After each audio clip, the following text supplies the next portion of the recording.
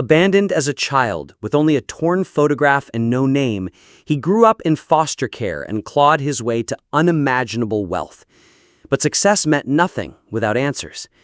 30 years later, a sudden encounter with a homeless woman uncovers a truth that brings the millionaire to his knees. Ethan Gray was a man the world admired, owner of a multi-billion-dollar tech empire, featured on magazine covers, invited to exclusive galas. He had everything most people could only dream of. But behind the sharp suits, polished speeches, and picture-perfect life was a hollow ache he never spoke of. He didn't know where he came from. No real birthday, no family stories, no mother to call when life got too heavy. He'd been abandoned outside a rundown orphanage in Detroit when he was just 3. The only thing left with him was a weathered photograph of a woman holding a baby. No names, no dates, just a smile that haunted him. That photo lived in his wallet, even now, faded but never forgotten. Throughout his life, Ethan searched in secret. Private investigators, DNA databases, even TV talk shows featuring lost family reunions. Nothing led to her. It was as if she had vanished off the face of the earth. Some nights, when the world was asleep and the weight of success grew too heavy, he'd sit alone in his penthouse office, holding that photo, asking one question: why did you leave me? Despite his pain, Ethan became a symbol of triumph, a boy who rose from the system and beat every odd. But no amount of money or awards silenced that inner child, still waiting at that orphanage gate, hoping she'd come back. Then, one rainy afternoon, as he left a meeting in downtown Chicago, Ethan's car stopped at a red light. On the sidewalk, soaked to the bone and holding a cardboard sign, stood an older woman with weary eyes. Something about her froze him. The way she tucked a loose strand of silver hair behind her ear, it struck a nerve. His driver was about to move when Ethan shouted, "Wait!" Rolling down the window, he stared at her. The woman glanced his way, then back to the ground. Ethan's heart pounded. "Ma'am, have we met before?" She looked up, startled. Her eyes locked with his, and for a moment, the world stopped. The same eyes as his, same deep green, same pain buried in them. "I don't think so," she whispered, backing away. But Ethan wasn't convinced. His instincts screamed at him. That night, he had a security team pull city surveillance. He had to know who she was, because for the first time in 30 years, he felt a flicker of something he hadn't in years: hope. Ethan didn't sleep that night. His mind replayed the woman's face again and again. The shape of her jaw, the tremble in her voice, the unmistakable match in their eyes. It couldn't be a coincidence. By morning, his security team had the footage. The woman had been living in an alley behind an old bakery just a few blocks from where their cars crossed paths. Her name, according to shelter records, was Marie. No last name, no ID. She'd been floating between shelters for over a decade, invisible to the world. Ethan arranged for her to be brought in gently. No police, no force, just a warm invitation through a kind social worker he hired. Marie was hesitant, but eventually agreed to meet the mysterious man who might know something about her past. She was escorted to a private suite in one of Ethan's luxury hotels. When she walked in, wearing secondhand clothes and holding her coat tight around her, Ethan stood frozen. Time seemed to fold in on itself. She looked older, thinner, broken, but something inside him recognized her. Marie stared at him, too, like looking at a ghost. Her lips trembled. "I never thought I'd see you again," she whispered. Ethan felt his breath catch. "You know who I am?"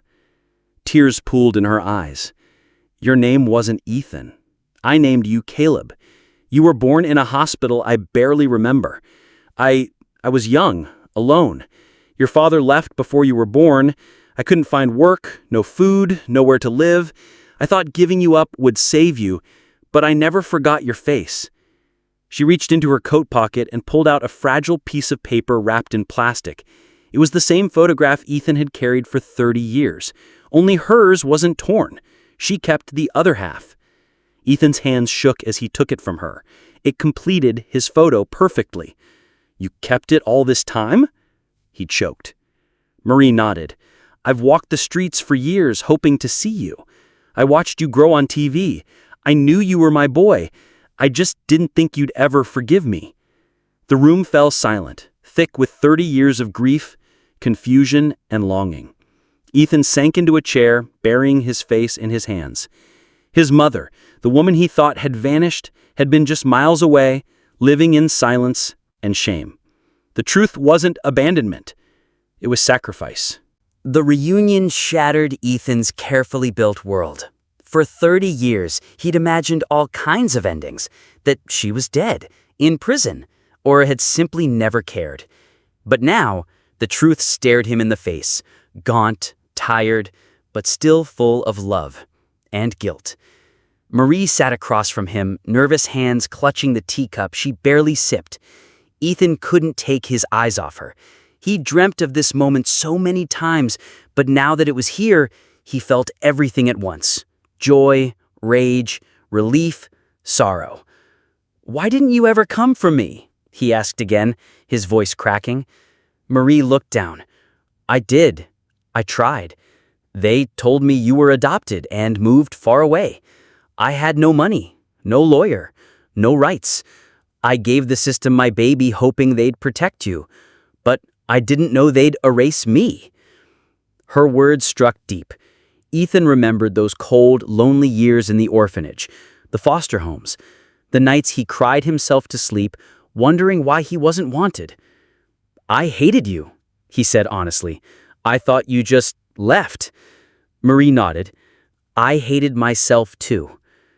Ethan leaned forward. "But you watched me. You knew who I was?" "I did," she whispered. "I saw you on the cover of Forbes. I knew those eyes. I saw the photo in one of the articles, your half of it. I have it saved in a shoebox. Every time I saw you rise, I was proud and ashamed." Ethan's hands tightened into fists. "You lived on the streets? While I sat in penthouses?" "I didn't want anything from you," she said quickly. "I just wanted to know you were safe." Silence stretched between them until Ethan stood up, walked over, and slowly knelt beside her. He reached for her hand. "You gave me life, and somehow, despite everything, you gave me strength too." Marie broke down into quiet sobs, and Ethan gently pulled her into his arms. The two broken halves, both carrying their share of wounds, finally whole again. Over the next weeks, Ethan spared no effort. He arranged for full medical evaluations, therapy, and the best care money could buy. He told his staff to cancel everything. "My priority is family now," he said simply. The media caught wind of the reunion. The photo of Ethan holding his mother's hand outside the hotel became a viral image. A billionaire, tears on his face, helping a frail woman into a car. They didn't know the full story. They didn't need to. What mattered was this. After 30 years, the boy who had everything except a mother finally found her. Ethan didn't just reunite with his mother, he rebuilt her life. Marie was given a quiet home on the lake, far from the chaos of the city, where she could heal in peace. A personal doctor visited weekly, a caretaker lived nearby, and Ethan called her every night, without fail, no matter where he was in the world. But what truly changed wasn't just Marie's life. It was Ethan's. He began showing up differently. The cold boardroom shark who once focused only on profit became a man who prioritized people. He launched a foundation in his mother's name, the Marie Hope Project, dedicated to helping reunite homeless parents with their lost children. He opened centers that offered shelter, mental health support, and legal advocacy for families torn apart by poverty. "Sometimes love doesn't vanish. It just gets buried under survival," he told reporters. Public interest surged, but Ethan refused to let the media turn his story into a circus. He gave only one televised interview, sitting beside Marie, where he let the world know, no matter how high you climb, the child inside you still remembers who you were waiting for. Marie, once faceless among thousands on the streets, became a quiet symbol of resilience. She spoke gently, rarely, but always with grace. "I didn't give my son money. I gave him pain, but he turned it into strength. and now he gives back more than I ever could. Ethan never framed his story as a happy ending. It's not an ending at all. It's the beginning of healing. He began visiting shelters in secret, offering hope where there was none. Sometimes he just sat with the people others ignored, listening, remembering that he too had once been invisible. And every time he saw a child holding a torn photo, he made sure to remind them, "You are not forgotten."